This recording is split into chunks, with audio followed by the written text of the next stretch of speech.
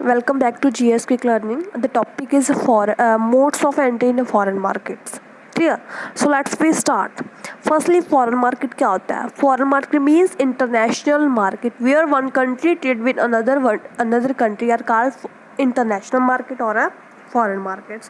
So there are various way or modes of entry in a foreign market. So we will discuss one by one. Firstly, हमारे पास है exporting.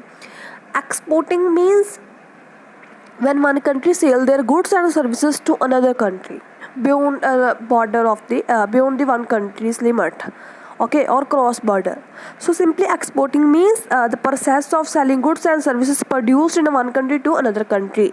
तो जब एक country अपने goods and services को another country में export करती है, सेल करती है, उसको हम कहते हैं एक्सपोर्टिंग. हमारे पास 2 टाइप की एक्सपोर्टिंग होती है, direct exporting and indirect exporting. So ये हम वे कर रहे हैं, मोड्स कर रहे हैं कि हम कैसे एंटर कर सकते हैं. एक्सपोर्टिंग के थ्रू हम जो है फॉरेन मार्केट में एंटर कर सकते हैं. फर्स्ट हमारे पास है डायरेक्ट एक्सपोर्टिंग. डायरेक्ट एक्सपोर्टिंग क्या होता है कि जब कंपनी ही एस्टैब्लिश कर लेती है एक प्रॉपर, जो कंपनी प्रोड्यूस कर रही है वही अपना एक प्रॉपर सिस्टम एस्टैब्लिश कर लेती है किसको मैनेज करने के लिए, एक्सपोर्ट फंक्शन को मैनेज करने के लिए, तो उसको हम डायरेक्ट एक्सपोर्टिंग कहते हैं. और दूसरी तरफ हमारे पास है इनडायरेक्ट एक्सपोर्ट. क्या होता है कि जब कंपनी क्या होता है एक्सपोर्ट इंटरमीडिएट के साथ लिंक क्रिएट करती है कि वो जो है वो कंट्रोल करेंगे ये सब फॉरेन मार्केट, तो उसको हम कहते हैं इनडायरेक्ट एक्सपोर्ट.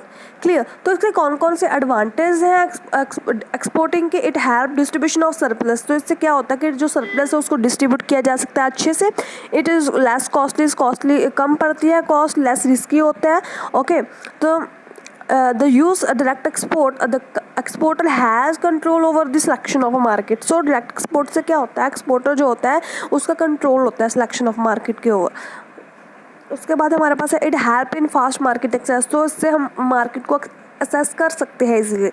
और इसके कौन कौन से हमारे पास लिमिटेशंस है, जैसे हाई सेटअप कॉस्ट. और सेटअप करने की कॉस्ट हाई पड़ती है direct export, because direct export में हम क्या करते हैं, एस्टैब्लिश करते हैं अपना ही फंक्शन, एक्सपोर्ट फंक्शन करने के लिए सिस्टम को, तो उसमें हमारी कॉस्ट पड़ती है. The exporter has little no control over the distribution of product. तो इससे क्या होता है कि एक्सपोर्टर का कोई ज़्यादा मीन्स कंट्रोल नहीं रहता, वो सिर्फ जो है अपना प्रोडक्शन की ओर के ध्यान देता है. Clear? Exporting through export intermediate increase the cost of product. जब हम इंटरमीडिएट को हायर करेंगे तो ऑब्वियस सी बात है कॉस्ट पाएगी, तो उससे क्या होता है कॉस्ट जो पड़ती है प्रोडक्ट की इंक्रीज हो जाती है. उसके बाद हमारे पास है जॉइंट वेंचर. जॉइंट वेंचर क्या होता है? It is a strategy used by company to enter a foreign market by joining hand and sharing ownership. Simply joint venture means कि जब एक कंपनी दूसरी कंट्री के साथ, कंपनी के साथ अपनी ओनरशिप को, अपने मैनेजमेंट को शेयर कर लेती है. क्लियर? उसको हम कहते हैं जॉइंट वेंचर. जॉइंटली वो बिजनेस को हैंडल करते हैं. इट इज़ यूज्ड व्हेन 2 और more company want to achieve same. जब ये कब होता है कि जब उन दोनों जो बिजनेस है उनका कॉमन ऑब्जेक्टिव सेम हो. क्लियर? तो इसमें क्या होता है, द कॉमन ऑब्जेक्टिव कौन कौन से हो गए कि दोनों के कॉमन ऑब्जेक्टिव यही है कि फॉरेन मार्केट में एंट्री लेनी है. क्लियर? और इसको और रिवार्ड को वो शेयर करते हैं, टेक्नोलॉजी को भी शेयर करते हैं, ज्वाइंट प्रोडक्ट भी डेवलपमेंट करते हैं, ज्वाइंटली वो प्रोडक्ट बनाते हैं, उसको डेवलप करते हैं एंड कॉन्फर्मिंग टू गवर्नमेंट रेगुलेशन को मीन्स फॉलो करते हैं. क्लियर? उसके बाद इसके एडवांटेजेस कौन कौन से हैं? टेक्नोलॉजी कंपिटेंस होती है, ऑप्टिमम जो रिसोर्सेज होते हैं उसको ऑप्टिमम यूटिलाइज करते हैं. Okay, partner are able to learn, वो एक दूसरे से क्या होते हैं, सीखते हैं. तो उसके डिसएडवांटेज भी है कि कॉन्फ्लिक्ट होता है दोनों में, सिमेट्रिक इन्वेस्टमेंट होती है, कॉस्टली हो सकता है, कल्चरल पोलिटिकल स्टेबिलिटी में पोज थ्रेट सक्सेसफुल ऑपरेशन. तो उसमें उस कल्चरल एंड पोलिटिकल जो है वो चेंज होता है कंट्री टू कंट्री, तो उसके कारण थोड़ा जो है ऑपरेशन में ख़राब हो सकता है और कन्फ्लिक्टेड मैनेजमेंट में भी कन्फ्लिक्ट होता है. उसके बाद हमारा थर्ड मोड जो है इसमें वो है outsourcing. So it is an cost effective strategy used by a company to reduce cost by transferring portion of work towards the supply. Simply इसमें क्या होता है, इसमें जो है जो एक कंपनी होती है वो क्या करती है, अपना जो उसका काम है उसका कुछ प्रपोर्शन जो है ना, मीन्स इतना प्रपोर्शन मान लीजिए दूसरी कंपनी को ट्रांसफ़र कर देती है. क्लियर? तो ये भी एक सोर्स है. दूसरी कंट्री कौन होगी? ऑब्वियस सी बात है फिर वो आउटसाइड होगी. Clear? Outside supply rather than completely वो अपने आप पूरा काम करने की बजाय किसी और को जो है दे देते हैं. इससे क्या होता है कि जो कॉस्ट है वो रिड्यूस होती है. क्लियर? इसको हम ऑफशोरिंग भी कहते हैं। ये क्या होता है, जो बिजनेस अनदर कंट्री में रीलोकेटेड होता है, मीन्स उसकी लोकेशन अदर कंट्री में है, उसको हम जो है ट्रांसफ़र करते हैं। तो ये भी एक वे है कि जैसे हम क्या कर सकते हैं, एंट्री कर सकते हैं इंटरनेशनल बिजनेस और फॉरेन मार्केट में। क्लियर। तो इसके भी हम बहुत सारे एडवांटेज है कि shiftness of expertise in operation, so हम शिफ्ट कर देते हैं concentration on core process rather than supporting ones. हम जो है जितना हमारे पास है उतने पर हम जो फोकस कर पाते हैं, रिस्क शेयर हो जाता है और कॉस्ट भी रिड्यूस हो जाती है। तो इसी के साथ साथ इसके डिसएडवांटेज भी कौन कौन से है कि रिस्क जो exposing confidential data, hidden cost और लैक ऑफ, जब हम दूसरों को देंगे काम अपना, तो ऑब्वियस बात है कॉस्ट थोड़ी हिडन भी हो सकती है, ठीक है, हाइड भी हो सकती है, लैक ऑफ कस्टमर फोकस। तो हम कस्टमर हमारा जो है पोर्शन काम का बांट चुका है एक दूसरे के साथ, तो उसके साथ हमें जो कस्टमर फोकस नहीं रहता। क्लियर। उसकी कमी महसूस होती है। उसके बाद है फ्रेंचाइजिंग।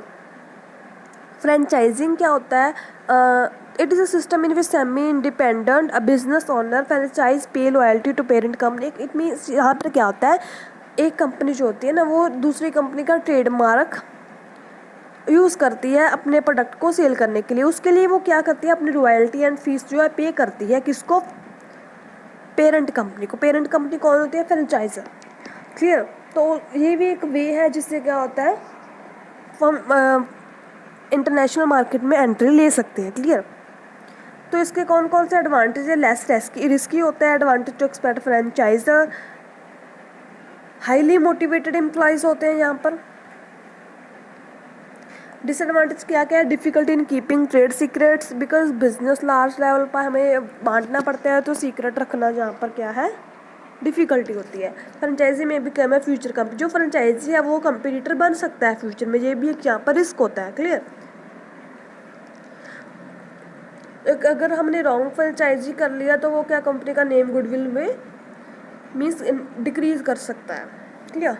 उसके बाद हमारे पास है टर्न की प्रोजेक्ट। टर्न की प्रोजेक्ट क्या होता है, it involve the delivery of operation industrial plant to the client without any active participant. A company pay a contractor to design, to construct new facility and train personnel to export its product. Simply यहाँ पर क्या होता है कि technology और जो अपना process होता है ना, अनदर कंट्री के साथ क्या किया जाता है, उसको ट्रांसफ़र कर दिया जाता है। अपनी टेक्नोलॉजी को किसी दूसरी कंट्री को ट्रांसफ़र करना, उसको हम कहते हैं टर्न की प्रोजेक्ट। तो इसमें हमारे पास 3 टाइप्स होती हैं प्रोजेक्ट की, 3 टाइप के प्रोजेक्ट होते हैं। मान लीजिए BOD, BOLT, BWT।